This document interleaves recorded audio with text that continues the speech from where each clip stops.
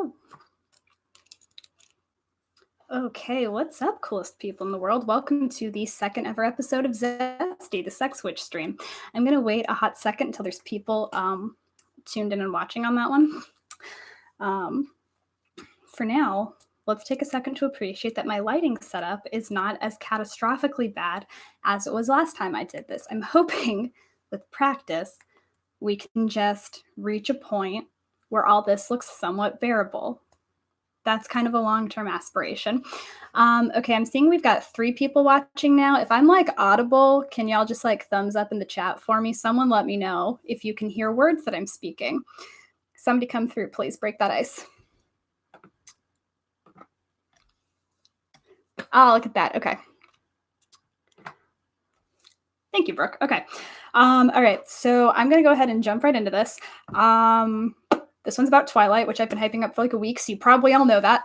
I bet y'all didn't think I could find a way to make sex ed about Twilight, but you're wrong. I'm kind of obsessed with it, and if you're wondering how obsessed, I will show you. I own this, which is the terrible gender flip AU Stephenie Meyer released of her own best-selling series 10 years after the fact. Starring Beaufort Swan and Edith Cullen, Edward and Bella's gender flip stand-ins. It's absolutely fucking hog wild. Hello, everyone in the chat. It is a real thing. It is a real thing, and I own it. And not only do I own it because my beautiful wife bought it for me, but I read it. And it was about what you'd expect, and possibly someday I'll do a whole thing just about that. But we are not here to talk about life and death right now. We are here to talk about Twilight. And yes, they are one book. I don't know why it's a real thing. Stephenie Meyer was like running a little low on cash maybe and was like, well, the answer she gave was that she wanted to like address everyone who said that Twilight was misogynistic because Bella was so weak compared to Edward. But she was like, no, it's just that humans are weak compared to vampires. I'll write a gender flip and I'll prove it. And I will say, much to Life and Death's credit, there is in fact a scene where Edith pulls Beaufort onto her back and runs with him, just like Edward does with Bella. I could talk about this for like 16 hours, but that's not what we're going to do. What we are going to do, hopefully, is talk about the sexual politics at play in Twilight, because those are fascinating. And I do want to preface this conversation by saying I'm very aware that this is a deeply problematic series. There is a lot that's very bad about Twilight. It romanticizes a lot of really unhealthy shit. There are just heaps of racism involved, mainly in the depiction of the Native American werewolves. That is just really, really fucking appalling. Like, Stephenie Meyer took an entire tribe's mythology and like rewrote it from scratch to suit her own needs. There's a lot we could talk about the contrast between the like super polished, white, wealthy, upper class vampires and the like working class Native Americans who literally turn into animals and run around shirtless and stuff. There's a lot. Stephenie Meyer, I do believe, is like a huge misogynist who does not know how to write women. But having said all of that, I think there's a lot in Twilight that is very interesting to look at and is worth looking at, because this was like a huge pop cultural thing. And whether it was like morally sound or not, it wasn't. It had like a huge influence on a pretty significant generation of people, myself included. And I think that's worth serious analysis on our part, which is what I've done, evidently. So that is why today I'm going to talk to you all about Twilight's rigid reinforcement of heteronormative monogamy. I probably should have done my episode about monogamy culture before this as like a building block, but this is a slapdash live stream and not a college course curriculum. So things are just going to happen in the order that they happen. C'est la vie. So I don't know how many of y'all remember this, because I don't like to assume that everyone is as obsessed with the anthropology of Twilight as I am. But there were certain factions who didn't want their kids to read it because of the satanic influence. I had some neighbors who weren't allowed to like read Harry Potter for that reason, and some of the same folks did come out for Twilight. And that is really, really funny to me, because the worry there was kind of that it was going to be too sexual. It was kind of a negative influence.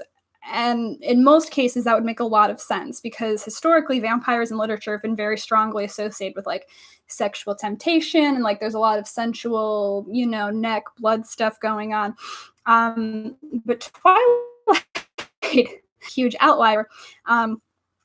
Because if you do like 0.12 seconds of research, you absolutely cannot miss the fact that Stephenie Meyer is, one, like an honest to God Mormon housewife. Like, that's not a derogatory statement I'm making. That is like Stephenie Meyer's reality.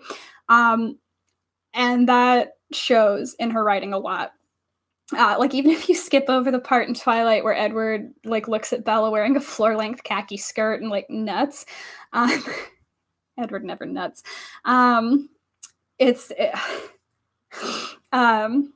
We shouldn't skip over that at all. Actually, Edward is like just kind of a fossil of a character. Like, how some people are born like 800 years old. That is not shade because I'm one of those people. I'm 22 years old and my hobbies include like collecting scented candles and putting cat pictures on Facebook and going to bed as early as I can. So I'm not knocking Edward for that particular thing. Like, definitely for other things he does, but not that. I just feel like even when Edward was a real flesh and blood boy back in the 1900s, he probably had the personality of a super old man. For the record, for those of you who are not up on the, yeah, it was a floor-length khaki skirt. There's a scene in, I'm going to like cite Twilight verbatim right now, and sorry if none of you can respect me after that, but it's right before they go out hiking for the infamous meadow scene, actually. The movie put her in like, I think, pretty normal jeans, but in the book, she comes down in like a long khaki skirt to go hiking in the woods, which is questionable. Ankle sexy, you're right. But that's what you get when you're Edward, and he was born in 1901 and he became a vampire in 1918. So he is a perpetual 17-year-old, which is the worst thing you could possibly be. But anyway, so being prudy is not a thing that's specific to Edward in Twilight. No, I said that wrong. Being prudy isn't specific to vampires. It is specific to Edward. You can tell because the other vampires fuck. Like in Breaking Dawn, his brother Emmett spends like most of the book after the vampire baby stuff is done with, like making incredibly thinly veiled innuendos about Bella and Edward's sex life at every opportunity, including like to Bella's father's face, like right in front of him. It's like canon that two of Edward's vampire siblings, Emmett and Rosalie, have like had sex so hard they broke a house. I think multiple times, which is like a lot to take in. Not what you'd expect from your standard Mormon housewife mom writer. And the rest of the family are also like paired off. With the understanding that they're presumably in romantic sexual relationships. But we'll talk about that more in a second. We're going to talk about a lot of stuff first. I have a very long agenda, and I'm trying to scroll and talk to you at the same time. Sorry, I got really sidetracked when I was outlining, talking about how no one knows how to hike in Arizona. I learned so much from y'all. Quote the group chat, to be fair to Bella, she's from Arizona and I lived there, and no one there knows how to hike. Capital letters on no one. It's like all rocks. You'd think that'd be common knowledge. We all teach each other. So I was getting super sidetracked by my outline because while I was writing it, because I write outlines like I'm just having a conversation with myself, I had this whole thing about how Emmett was quite possibly only talking about Bella's sex life in front of her dad, as like revenge for her dad wanting to bone Carlisle, which is not canon. We're also going to talk about how there's no canon gay in Twilight. But I have like this whole elaborate side thing about Carlisle and Charlie. It's a lot, and we don't need to get into it. I will get into it, but not yet. First, we need to talk about the sparkly vampire sex. Because right off the bat, we need to acknowledge that Bella Swan is a really horny main character, and I don't mean that in like a goofy joke way. If you go back and read the books as an adult, it's really obvious that she wants to fuck. Like all of that flew right over my head when I was in 6th grade reading Twilight for the first time, which was probably way too young. because Meyer really tastefully describes it all in terms of like electricity and how much she wants to like reach out and touch Edward's skin and how she's like never felt a pull like this before. But then if you go back and you read it as an adult who knows what it feels like to be indescribably horny, you read Twilight and you're like, oh, Bella is indescribably horny. Carlisle's a town in Pennsylvania, not a name. Well, no one said the Cullens were named well. They're unique. So actually, in general, rereading the books as an adult, like a lot of the dumb shit Bella does kind of tracks, and I'm not trying to knock 17-year-olds because they are complex and interesting people, but she's 17 and she's like never felt any of these feelings before, and she doesn't have a lot of life experience. And then on top of everything else, her very first crush ever got her immediately surrounded by sparkling, bloodthirsty immortals. She's in way over her head and horny off the walls, and honestly, I have a lot of sympathy for her. Wow, there's clearly a lot 10-year-old me missed in these books. I'm on the edge of my seat here. Good, because I've got so much more. Also, I know I just said I was reading these books when I was 12, but 10 feels like so young. Did you read Breaking Dawn when you were 10? Because there's, like, they talk about sex a lot in Breaking Dawn. I didn't reread all 4 books to prep for this live stream, but I did reread significant chunks of Breaking Dawn, and I was like, damn, that's a little spicy, Stephenie. I was 12 when I read Breaking Dawn. Wow. Teenagers are a mess. Okay, cool. We're all on the same page. I love teenagers. I love teenagers with all my heart. You're the coolest people. You don't have a ton of life experience. Oh, yay, Marjo's here. Okay. Oh, yeah, okay. I'm so happy everyone's chiming in with how old they were when they read these books now. Okay, let's agree we were all probably a little too young. I think even if you were like 48 when you read them, you were probably a little too young to process the sheer level of bonkers that was going on. Okay, Marjo, if you need to go to sleep at any time, it's okay. I don't blame you. Time zones are whack. Okay. So I guess like in universe, Bella doesn't really have the words to articulate what it is she feels about Edward, because she says she's literally never experienced any attraction to anyone before, romantic or sexual or otherwise. And you kind of get this, okay, I kind of get the sense like she probably has not masturbated. That is a thing that is just canon. It's nearly 3 a.m., Marjo. Having a vampire with emotional constipation as your first crush would be a trip. It wasn't that all of our first crushes in some capacity. Back to has Bella masturbated, because this is a question I spent way too much time asking myself. In 50 Shades of Grey, which we all know is literally a Twilight fan fiction that had the names changed and all the vampire stuff taken out and replaced with questionable BDSM, it is canon that the Bella character, Anastasia Steele, has never masturbated at the age of like 22 years old. And I don't think it's unreasonable to assume the same thing about Bella. I would be like profoundly surprised if either she or Edward knew how to masturbate. And I'm going to level with you all. As soon as I wrote that in the outline, it occurred to me that Edward was born in 1901. And then I had to go very quickly do some research. And what I found was so upsetting. So Edward was born literally smack after the 19th century, which was a time when a lot of psychoanalysts and doctor types were actually still very seriously pushing the idea that masturbation was incredibly unhealthy for young boys, like genuinely like physically, mentally bad, in addition to being like morally a sin. Like there were devices sold to try and keep the small boys from touching their genitals, pamphlets being published about how it would make you less intelligent and less capable of getting into politics or being a leader. Like pretty much the only person who was being reasonable at the time was Havelock Ellis. He was like the only man studying sex in the 19th century who had like a bit of common sense. And he was like, no, masturbation's fine. Lots of successful men have done it. Here's a list of them. He probably put himself on the list. He was that kind of guy. He was cool. Like as cool as, you know, white dudes studying sex got in the 19th century. But pretty much everyone else was like, no, this is bad. We don't want it. This is not good for you. We need to discourage this as much as possible. So here's what I'm thinking. Edward was born right after this was at its peak. His parents would have grown up in that. I think there's a very good chance Edward Cullen received some incredibly negative messages about masturbation, possibly never did it, and maybe still hasn't, because that's the kind of thing that you internalize.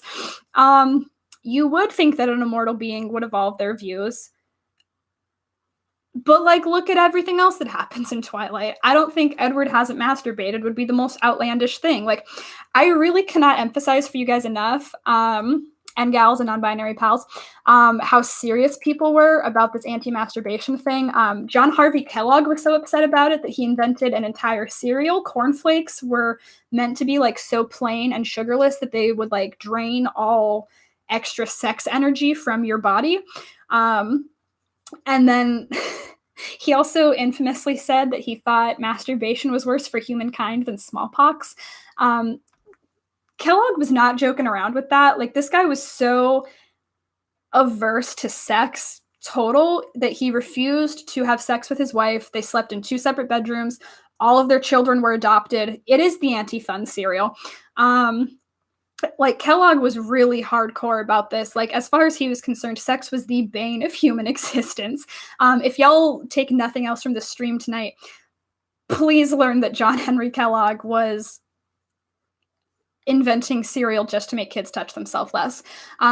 Sylvester Graham did a similar thing with graham crackers. He was like, pretty sure that if you used like a certain kind of flour that was made in a really boring way, it would like kind of again drain all that pent up energy that would like make you want to touch yourself. So the moral we should take from this is that if you want to make the ghosts of shitty dead white men cry, you should eat some cornflakes and graham crackers and then go crank it.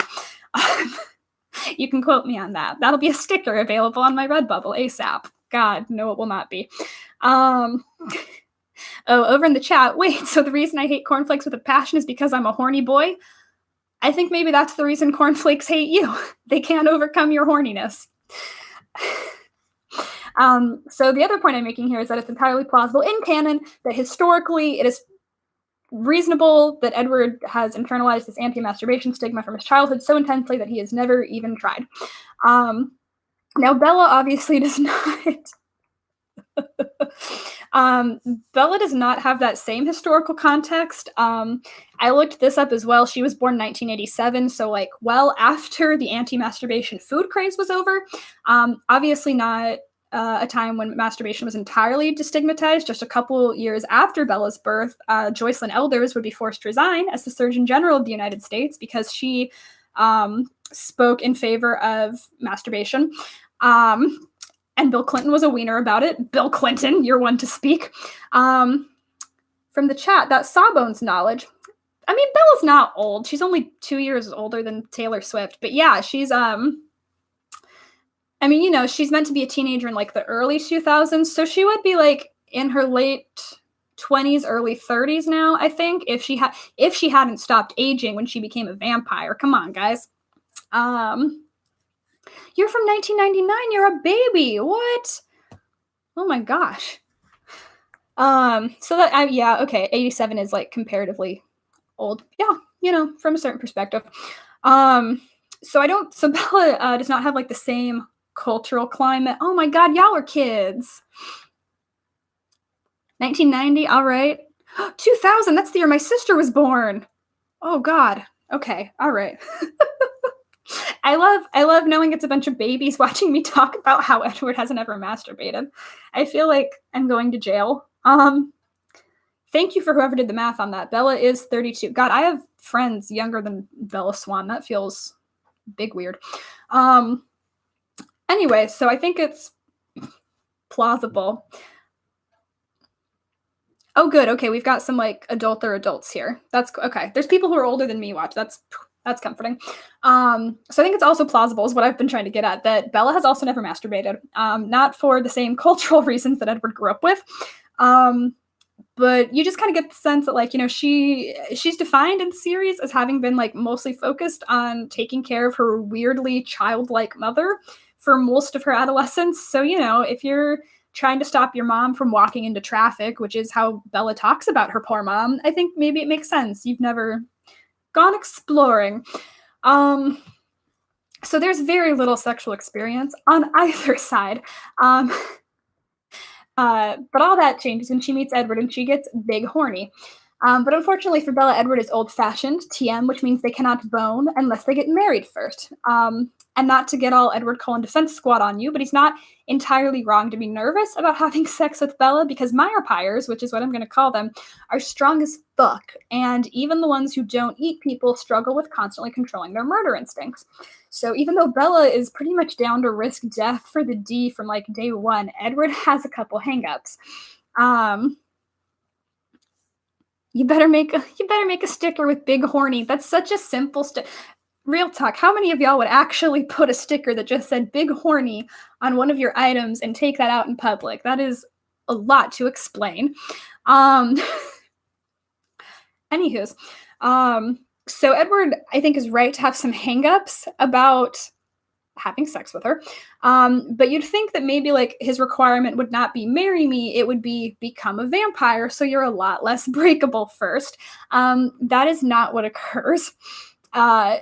What actually happens is that he insists on getting married, and then they proceed to have super dangerous sex that leaves bruises all over Bella's body anyway. And I will be real with y'all. I don't have Breaking Dawn next to me. I did get Breaking Dawn down and flip specifically to the honeymoon section just to do. Oh, with all this, I can only assume that the Breaking Dawn sex scene is very bad. Our copy had that section paper clipped shut, but that can't have been good sex. Here's the thing, actually. So I went and reread it, and they cut away. Like it does not turn into a graphic sexual novel. Like Edward goes out to like swim in the ocean while Bella gets her shit together because she's like a human gross, and she like shaves and takes a shower and then just like walks out to join him, and they're like standing naked in the water. And then it cuts to the next morning when Bella's covered in bruises, and I didn't remember this part probably because I was like 14 when I read it. But Bella's like stoked. Like she does not mind at all. Like she's jazzed. She barely like she's like, I'm sore, but like in a nice way. Like, let's do this again. And frankly, I was like, okay, mood, Bella. Like she is, again, this is like a possibly lethal dicking down she's chasing, but like I respect that. I respect if that's her thing. Addressing a question from the chat off topic, was Bella's mom a bigger part of the books? Bella's mom was not a huge part of the books. She was kind of a plot contrivance. She's mostly the reason Bella moves to live with her dad in Forks in the first place, because her mom has gotten remarried to like a small-time semi-professional baseball player and needs to travel. So Bella goes to live with her divorced father. You don't see her mom Renee a lot in the books, but she often mentions that her mom is like a total ditz and that she was kind of the caregiver in that relationship, which is a lot. There's like a lot made of Bella being like much more mature than her age would suggest, possibly to make it less creepy that a century-year-old man is into her. Anyway, I can't answer for everything Stephenie Meyer did. I remember that Bella was like, what if Alice saw us fucking in her future vision? Yes, I can speak to the fucking line, because Bella gets done taking her shower and is like, what do I wear to have sex? Which is a relatable first sex having mood. And she goes to open her bag and she sees Alice has just packed her boxes and boxes of lingerie. And then she's like, oh God, did Alice know I was going to need this? And it's like, yeah, of course she did. Alice assumed people would have sex on a honeymoon, Bella. Womp womp. But so Bella wakes up covered in bruises, and Edward is like furious. Like he's mad. He does that thing that Edward does in like every book multiple times where like he starts beating up on himself and he's like, no more sex. We are never doing that again, as Bella is like actively begging him to do that again. And he tries to institute just like a completely sexless honeymoon after that. It's actually really funny because like Bella in her narration talks about how he's taking her out hiking and swimming and like looking at dolphins and sea turtles every day all over their gorgeous private island that the Cullens own, because of course they do. Eat the rich. And he's like purposely doing all of this to like exhaust her too much to want to have sex. But all of that breaks down completely. Oh, I'm seeing a lot of love for Alice over in the chat. We all love Alice. Alice was bisexual, right? We're all on that page. But all that breaks down one night when Bella just gets like so furiously horny that she wakes up from a wet dream. Basically, he should have made her eat cornflakes. Jesus Christ. I love you guys. This is why I decided to do live streams instead of a podcast. You are never going to replicate this level of interaction anywhere else, and I cherish it. So they have their sexless honeymoon until Bella has what is a vaguely described wet dream and wakes up, and Edward's like, "What's wrong?" And she just immediately starts crying and making out with him. And then they bone again, and it's pretty much vampire boner city from there on out. And then Bella gets pregnant with a demon spawn. I'm seeing some discussion of the west coast of Brazil over in the chat. That is a thing. I didn't seek this out specifically this time, but I have checked, and there was a terrible, terrible error in which Stephenie Meyer referred to the private colon island being off the west coast of Brazil, a region that is landlocked. Maybe it was a very nice small town in whatever country is to the west of Brazil. I'm not going to pretend I know the map that well. American geography lessons aren't good. So I don't want to get into all of the demonic vampire human hybrid baby stuff because it's terrifying and reproductive sex is a nightmare. But I do appreciate how much of a go-getter Bella was in chasing that vampire D. That's one of the two things I want to talk about moving into the next segment of this stream. One, Bella is the more sexually determined partner in the relationship by a long shot. But before that, I want to get into the emphasis that is placed on marriage throughout Twilight.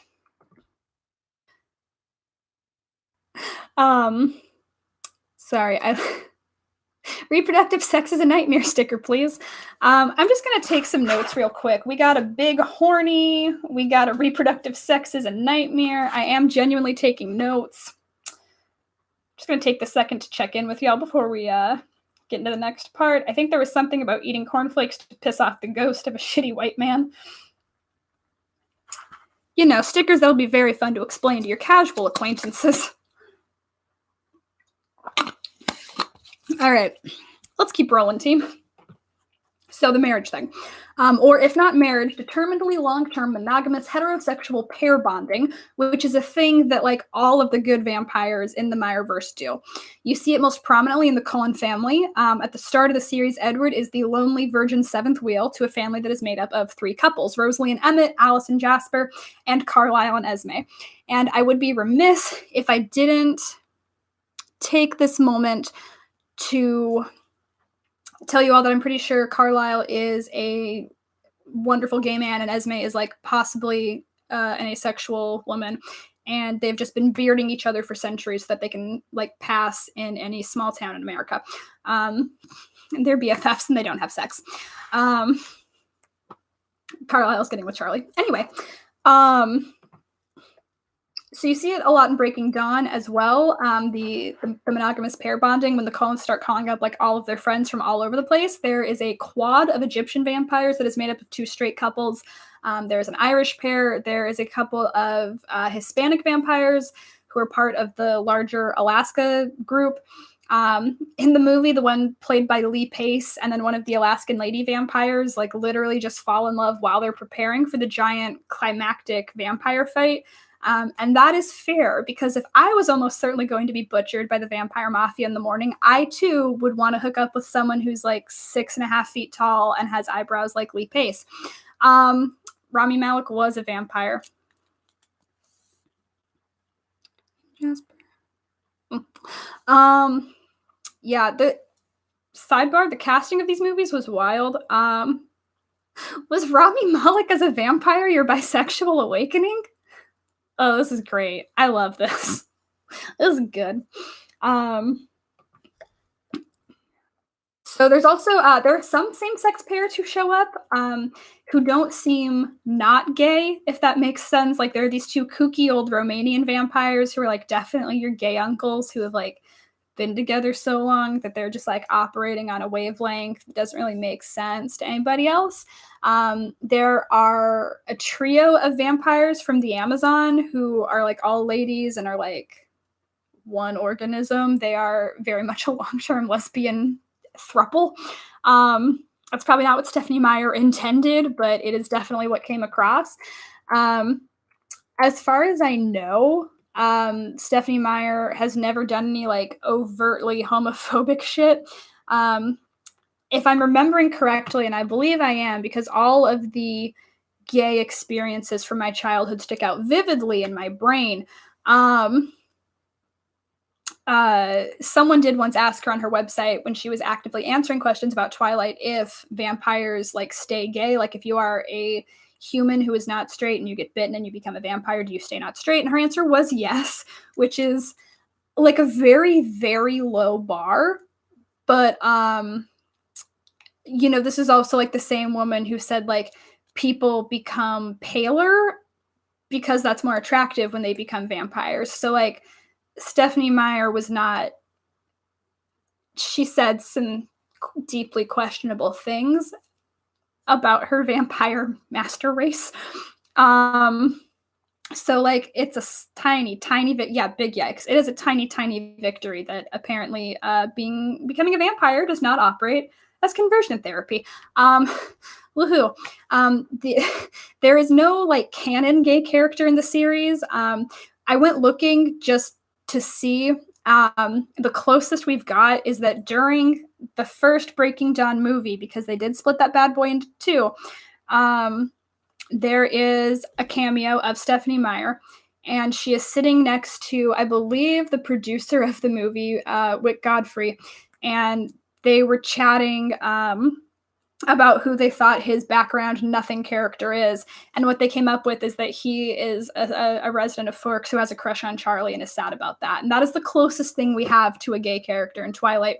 And frankly, unpopular opinion, I'll fucking take that. Like over a conspicuous silence from someone who probably doesn't know how to write queer people, I will take that literally any day over like J.K. Rowling's retroactive Dumbledore was gay all along bullshit. If you would have asked me like 10 years ago, who I thought was gonna be more offensive in terms of like queer representation between Stephenie Meyer and J.K. Rowling, oh boy, I could not have guessed that one. To address a question over in the chat, didn't she also refuse to let the director cast actors of color in the movies? This was actually recently addressed. Ooh, I'm about to go big Twilight nerd. By Catherine Hardwicke doing an Ask session on Tumblr, actually. Somebody had asked her about casting characters of color in Twilight. Originally, she'd planned to cast more people of color. I think she very specifically had some ideas about a Japanese actress playing Alice. The conversation she had to have with Stephenie Meyer about casting Edie Gathegi as Laurent was apparently a strained one. The way Catherine Hardwicke related, and I am going to quote Catherine Hardwicke here, was that in the book, Laurent was described as being olive-skinned, which Stephenie Meyer, you know, intended as like a gentle Mediterranean tan at most, to which Catherine Hardwicke was like, hey, some olives are black. And that is how she cast the one vampire of color as a bad guy. So there's, again, a lot to unpack there. And to quote John Mulaney, we don't have time to unpack all of that. So we're going to keep rolling as fast as possible. Remember when I acknowledged the series as a problematic one? This is why, because all this shit is bagged up in it. Okay, so I actually have a note in my outline here that says we've wandered way off the rails, and boy, is that true. But we're going to get back to vampire heteromonogamy. It would be really easy to assume that maybe that's a thing Meyer did to differentiate the good vampires from the bad vampires, like maybe the Cullens, you know, they don't eat people, and they sort of live among society, and they've got a little house, and they get married, while the bad guys are just like feral animals.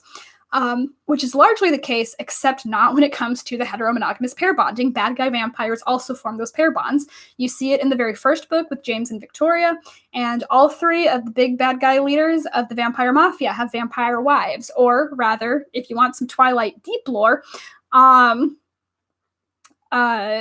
two of them currently have vampire wives as of the time of the series, and the third one's vampire wife was murdered by one of the other mafia leaders for convoluted vampire politics reasons. which is probably more than you wanted to know about Twilight, but it is lore that Stephenie Meyer dropped on us, so womp womp. There's that. So the point is that, like, all vampires do this. So you're kind of left to draw the conclusion that immortal heteromonogamy isn't a thing good vampires do because they're good. It's a thing all vampires do because they're just better than humans. Meyerpires are kind of a pinnacle of existence in their universe. They are stronger, they're smarter, they're more attractive. The ones who settle down tend to be rich as balls. Obviously, they're going to do relationships better than us. And if the author's ideal relationship looks like heterosexual monogamy that lasts for eons, then obviously that's what all vampires are going to be into. Which is one of the reasons I think it's really funny that some moral guardians thought that Twilight was going to be bad for their kids' sexual ethics, because all the book is promoting is waiting until marriage and then staying with one partner for eternity. And then sidebar, because all of Stephenie Meyer's vampires are virtually unkillable except by other vampires or werewolves, I think it stands to reason that, like, someday there's going to be one vampire left to witness the heat death of the universe. Yes, oh my god, bonus points to Brooke in the group chat for knowing it was Arrow who murdered Marcus's wife. Yes. I'm also seeing some sticker demands for murdered for complicated vampire political reasons.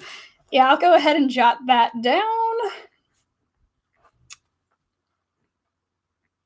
Complicated vampire, blah, blah, blah. I'll remember how that goes. I may or may not remember how that goes. Oh, you guys can't see this. The cat just crawled out from under the bed and he's looking adorable. Hey, buddy. Okay. So that is Edward's steez. Now we need to contextualize Bella's quest for the vampire dick. And to do that, we need to discuss the relatively recent shift in how female sexuality is stigmatized. Most of y'all are probably at least passing familiar. Okay, hang on. I'll get the boy. Hey, buddy. Do you want to make the internet very happy? Okay. Here's a boy. There's the boy. You into that? No? Okay. Cool. Thank you. That was your cat cameo.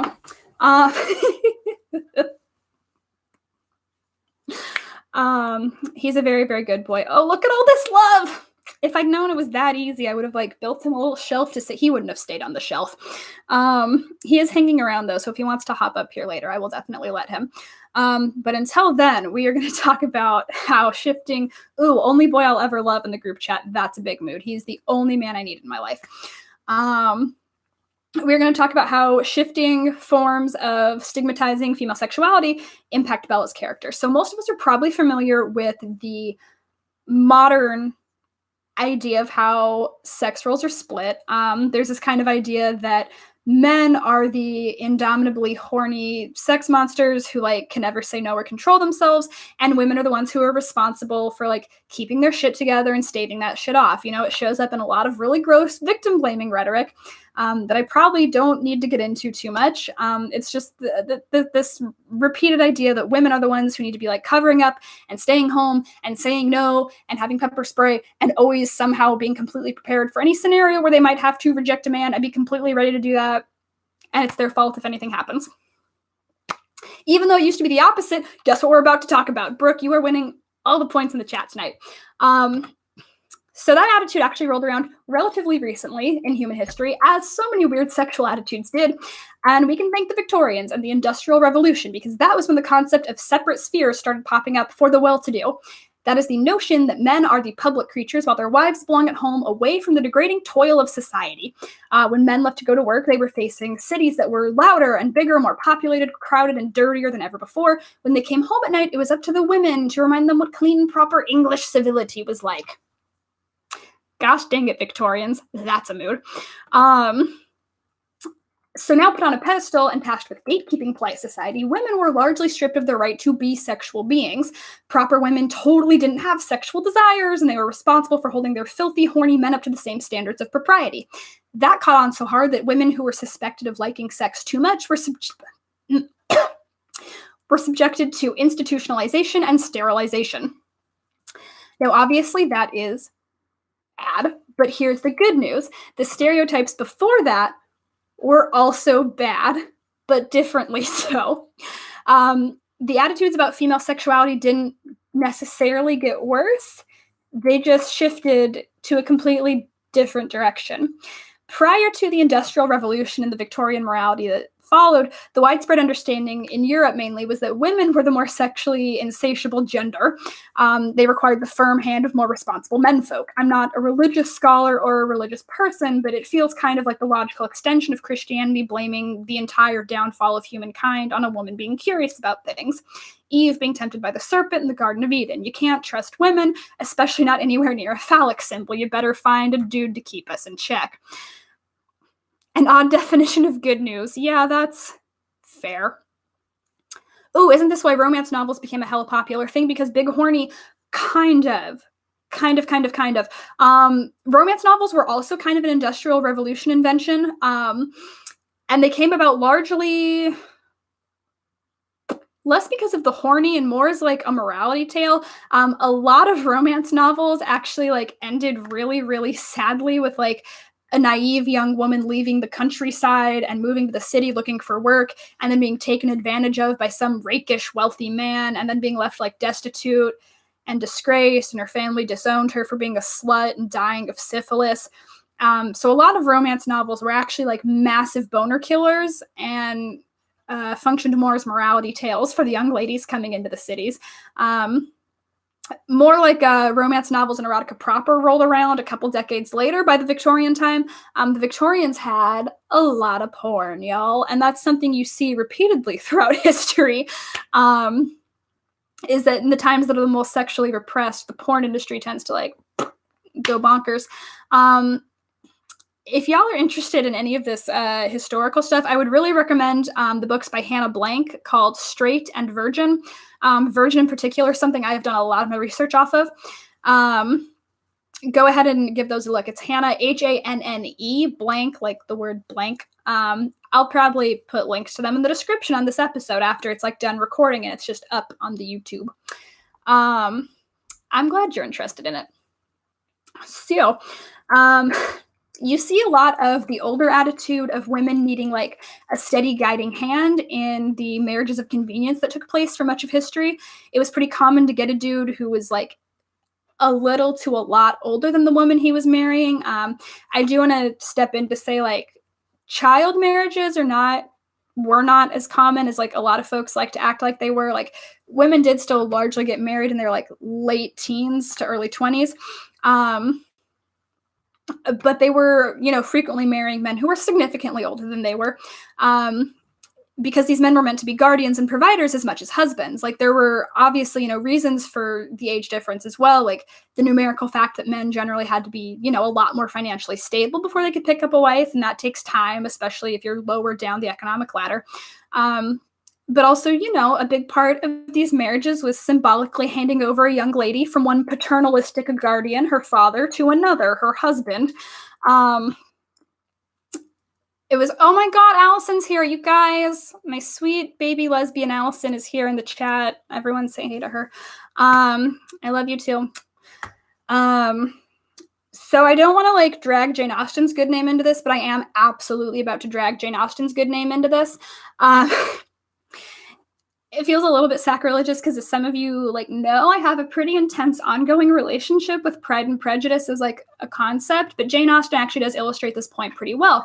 To quote and paraphrase Tumblr user Stoltaloquentia, I'm butchering that, sorry. But this is why so many Austen heroes are mature, almost frumpy men the heroines have known for years. Local fellows with family ties. They don't offer breathless romance. The happy endings they offer are happy because they are safe. I am going to link to that Tumblr post because I went digging for it.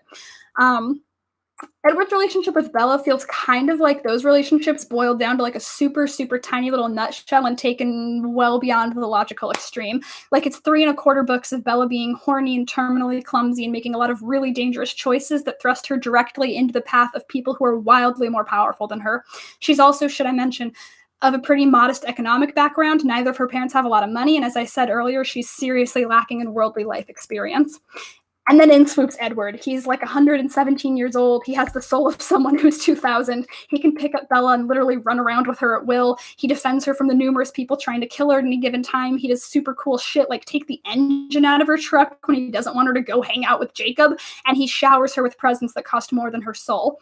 And of course, he very chivalrously resists her simple womanly horniness until they're respectably married. Oh, I just came back to look at the chat, and it's just everyone loving on Allison. This is good. Dragging Queen Austen into this does feel bizarre. Turnabout Prince, you're not wrong, but it also felt like the natural place to go because I think Austen illustrates the concept nicely and in a way that made sense in the time period. Stephenie Meyer takes that concept, places it in a time period that no longer makes sense, and cranks it up considerably. And that is one of the many things I find bizarre. Okay, Arcane, honey, I need you to not on the keyboard. So there's that. Edward is undeniably a wiener, but he's also a deeply paternalistic wiener. A lot of it gets couched in like this flowery language of him being a monster who's just so fascinated with this human girl because he can't read her mind and he finds all of her little mannerisms and reactions to things adorable, but it gets condescending like really fast. Like it's not enough that he can just pick her up and run away at warp speed whenever he wants, or that he could crush her skull on a whim. He also has to remind her like how adorably ineffective she is whenever she gets angry at him. So there's like a daddy, and then there's a dad, and then there's Edward, who can financially support you, but in the least sexy and most condescending way possible. Oh, look, a guest. Hi, Arcane. He's just here to eat my yoga mat. What a turd. At Julia Riley in the chat over there, it was actually a deeply paternalistic wiener, but he is also materialistic. He does. Okay, so this is not meant to be a stream about eating the rich, but like my life is kind of a stream about eating the rich. The Colons just burn through money like it's going out of style because like nothing means anything to them. There's a throwaway joke somewhere in one of the books about how they only wear their clothes one time and then Alice makes them get rid of it. And like they donate it, but also like, what the fuck, guys? They're pretty gross. The Colons suck. Alice is not a comrade. I know we all love Alice, but so you never get the vibe in the books that he super wants to bone Bella back up until Breaking Dawn. At that point, he's like, once they actually do the did, he's pretty okay with it. But before that, all the times he seems most attracted to her are when he's thinking about eating her. Wait, what do you mean you knew someone who didn't know what leftovers were? Oh, where do they get all the money? Okay, so it's implied that like Carlisle has just been saving for a long, long time, and they also play the stock market using Alice's psychic powers to cheat. Also, the cat is asking to leave the room. I'll be right back. Talk amongst yourselves. I love you.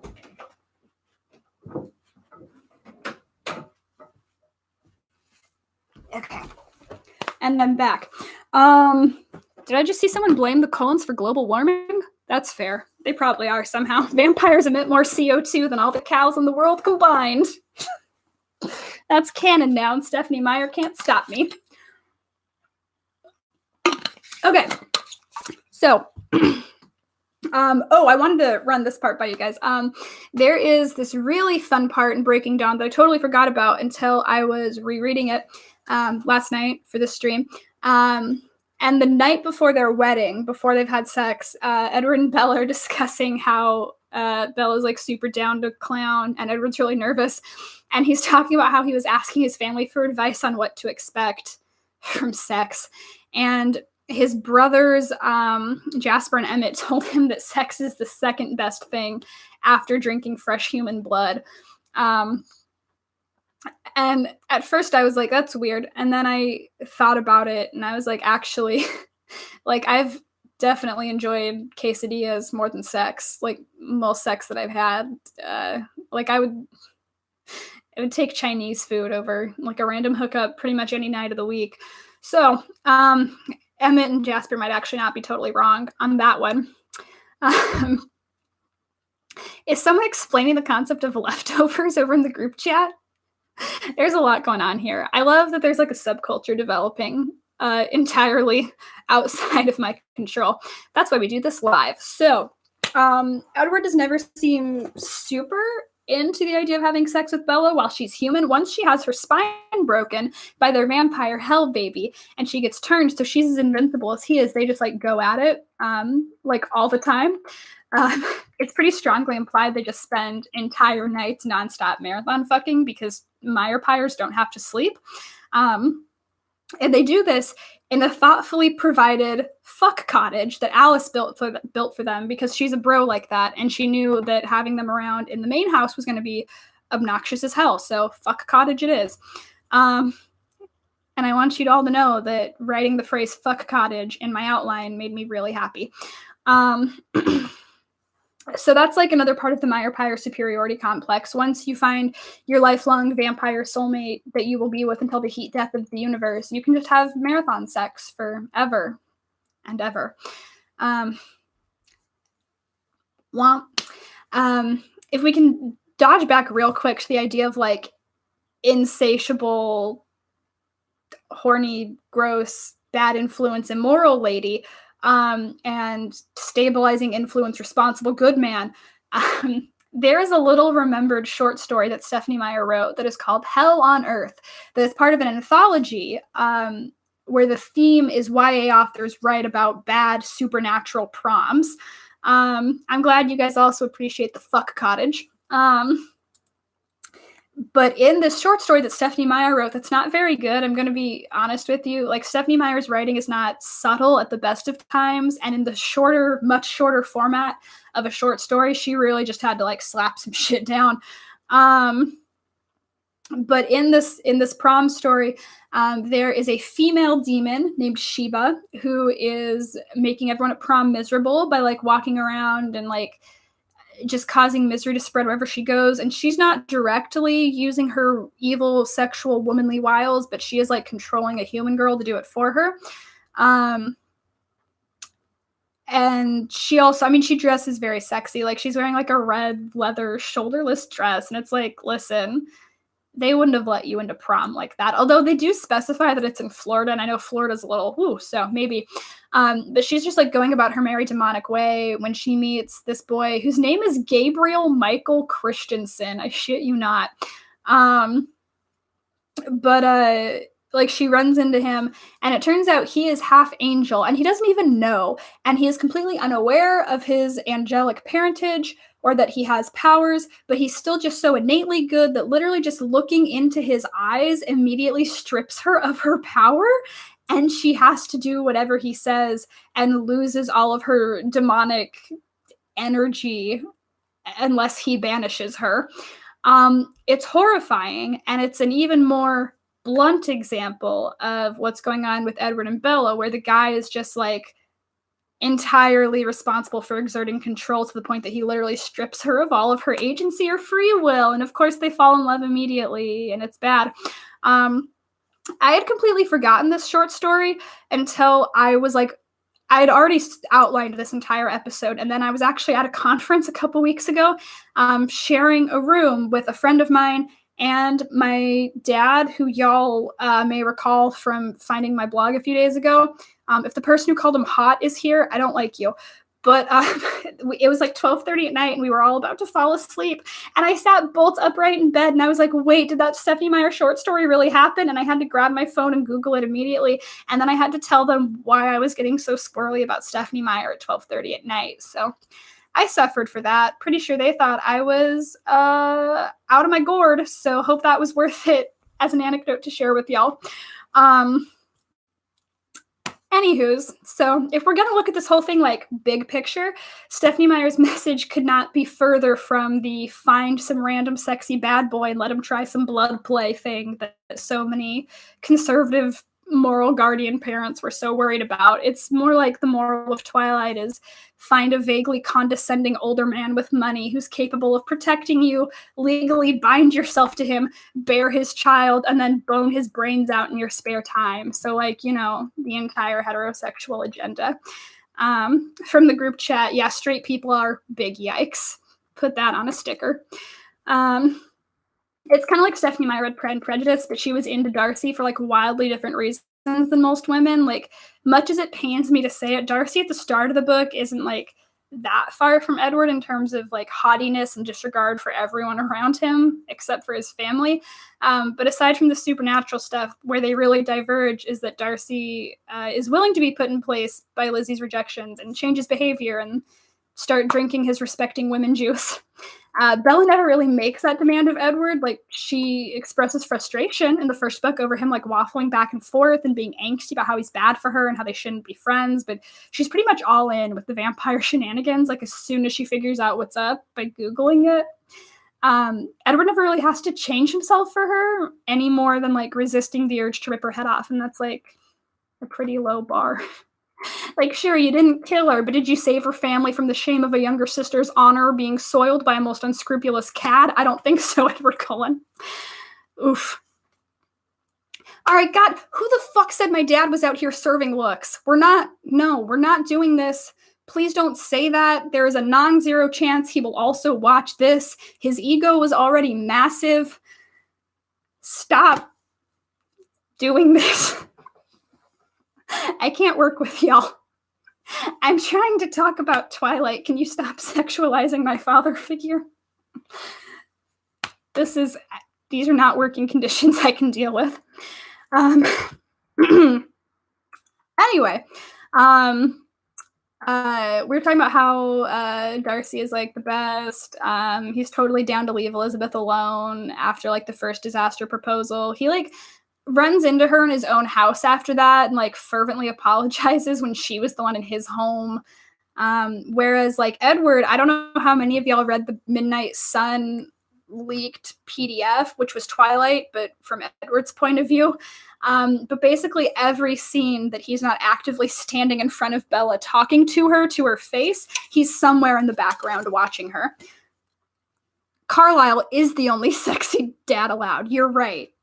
Carlisle's a dilf. And he's gay. And he's in love with Charlie. And then in New Moon, like Bella gets hurt at her own birthday party at Edward's house, and like he decides that the whole family needs to up and relocate, even though she begs him not to. And then there's that cool part in Eclipse where like he destroys her truck to stop her from talking to the romantic rival. We didn't even like talk about Jacob in this one. I know when I talked about doing a Twilight episode at the end of the last stream last week, all of you were like, oh, it's going to be the creepy Jacob and Renesmee stuff. Didn't even have time to touch it. Didn't even have time to touch it in this outline. Y'all know what that means. There's going to be a Twilight part 2 coming up eventually. Not for a while. I've got like a lot of other stuff planned, and I don't know if I can get this fired up about Twilight more than once every couple of months. Not sure that's healthy for me as a person. But it's out there. So that is my hot take on Twilight. Stephenie Meyer, low-key, high-key, sold us a story that resurrected ye olde sexual mores of women's sexuality being badly in need of an older man's guidance, and we just lapped that shit up. The end. That's what I got. Oh, there's a question. Would you do a whole stream of just that? Is the question, would I do a whole stream of just the Jacob and Renesmee stuff? I think there's a lot to do there. I don't know if it's a whole episode. It might be once I start digging into it. I think there's a lot to talk about in regards to the werewolves. Actually tying back to the racism element, because the werewolves have this kind of like biological imperative by which they fall in love with one person who is like their soulmate, whether they want it or not. And I think there's a lot in that that's very dehumanizing and weird. So there's like a lot to say there. And then there's also the big old pedophilia aspect that gets glossed over a lot. Maybe there is a whole episode in that. Let me go ahead and just jot that down. Yeah. This is the part where I want to know if y'all have any like follow-up questions on this or like anything I should clarify on, because I talked really fast. Hit me with that. Any questions, comments, or concerns? Oh, I knew literally nothing about Twilight, and this was still super interesting. Thank you for that. That is the highest compliment you can give someone who is trying to educate about anything, and I would die for you. I would die for everyone in this group chat, but you in particular. I'm so happy that there are people here who didn't even know anything about Twilight and were still like, that sounds interesting. I'll go. I'm assuming it's because y'all have seen my like batshit bananagrams Twilight ranty posts. Oh, I need to know more about Carlisle being in love with Charlie. Okay. So, maybe more the other way around. There is like, I think, subtext in Twilight that suggests that Charlie's into Carlisle. Like, I've made a post about this somewhere on Tumblr that I will reblog tonight for those interested. But when Bella starts like very non-discreetly asking questions about like, so those Cullens, what's up with them? Charlie gets very like, hey, calm down, Bella. They're great people. Also, that doctor sure is young and hot. A lot of the nurses at the hospital sure like him. Not me, but a lot of people think he's hot. I just think it's there. And I think, you know, like Carlisle gives off really gay vibes. I think he was definitely dating one, if not all, of the vampire mafia leaders when he used to live with them like 700 years ago. Again, I don't think he and Esme are like a sexually active couple. I think they're just two like queer platonic bros raising some shitty vampire teens together. So that's my thing there. Charlie obviously gives off raging bisexual vibes, and I say that because he's the best character in the movies, and the best character is always bisexual. That's a rule that I, a bisexual, made up. Dehumanizing and sexualize Native Americans, especially in a real tribe. Yeah, Stephenie Meyer really just trampled all over a real group of people who still exist, and it's gross and it's shitty. We're reading. I can't. I love that this is a group of people split right down the middle of, oh God, I was into Twilight when I was 12, and I have never read Twilight in my life. This must have been a journey for all of you. God, thank you for sticking with me through that. What are your thoughts on Jasper and the Civil War? Okay, so I don't remember everything super vividly. My understanding was always that Jasper was fighting in the Mexican-American War. Based on the fact that, like, I believe when he was talking about getting turned, like, the woman who turned him was Latina, but I would have to revisit that. Yeah, I didn't prepare for Jasper a lot on this one, and I'm sorry about that. This has been the most informative hour of my life. Holy shit, thank you. Allison, you were Team Jacob. That explains a lot. Oof. Oh, good. We're talking about the merch now. Okay. As long as we're talking about stuff, this is shameless, and I'm sorry. I do want to remind you all, I'm dropping a link in the chat right now. I have a little tiny baby Patreon going for the Sex Witch stream. If y'all want to check it out, it's a thing. There is literally like a $1 tier. I just want to say, I'm going to try to pop one of these out every Saturday. So if you are giving $1 a month, that is a quarter that you are throwing me for every stream I do, which I don't think is a bad bargain. So that's a thought.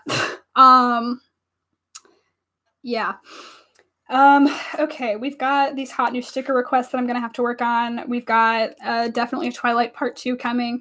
I'm going to have to go look into the Jasper thing because I just frankly don't remember. I really...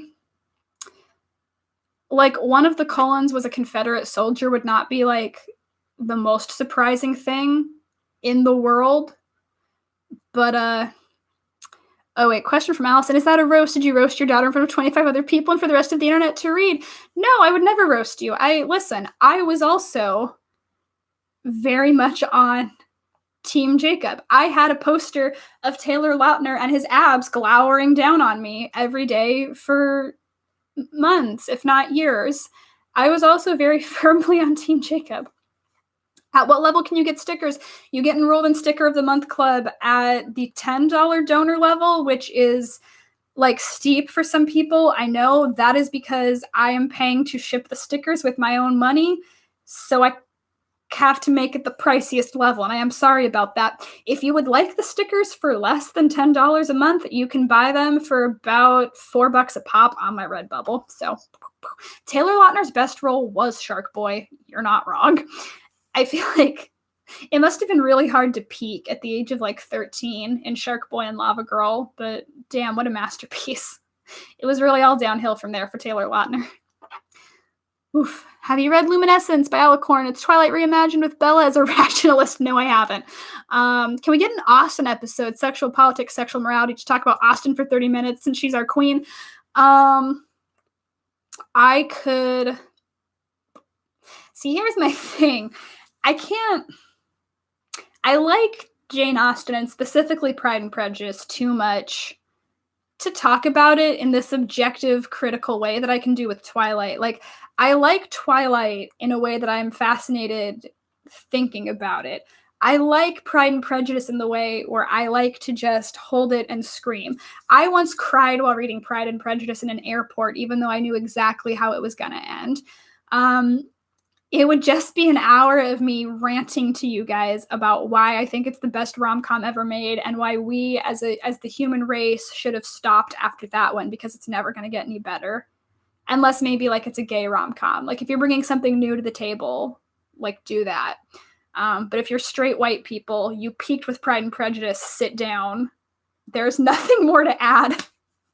That might be like if I'm ever really strapped for time and I don't have time to do a good outline, that's something I'd consider doing. I cried twice over The Count of Monte Cristo while reading it. I haven't read it, but I appreciate your literary dedication. Oofda. Okay, this is good. I'm clocking in at like an hour and 5 minutes right now. I'm going to try to keep these to around an hour, I think, because that's a reasonable time to demand of y'all and also of myself. I'm not, like, it's only 9:30 now, but I am, like I said, an old woman whose hobbies include going to bed as early as possible. I'm probably going to start the wind down now. Thank you all for being here. This was the coolest. I'm really excited to keep doing this. This is probably going to be the regular, like, day and time, barring any, like, scheduling disasters. Super sorry. Bye, Allison. I love you too. Go to bed. Take care of your arm. Any scheduling disasters. I am really sorry for folks who are in time zones for whom this requires staying up super late. Pick the ones that you're really excited about. It'll be on YouTube the next day. Okay, I'm gonna end the stream now. I love you all so much. Thank you for watching me gush about Twilight. Next week, we are going to be talking about why catching feelings is a bad thing and why hookup culture plays into that in a big, big way. Okay, I love you all. See you next week. Bye.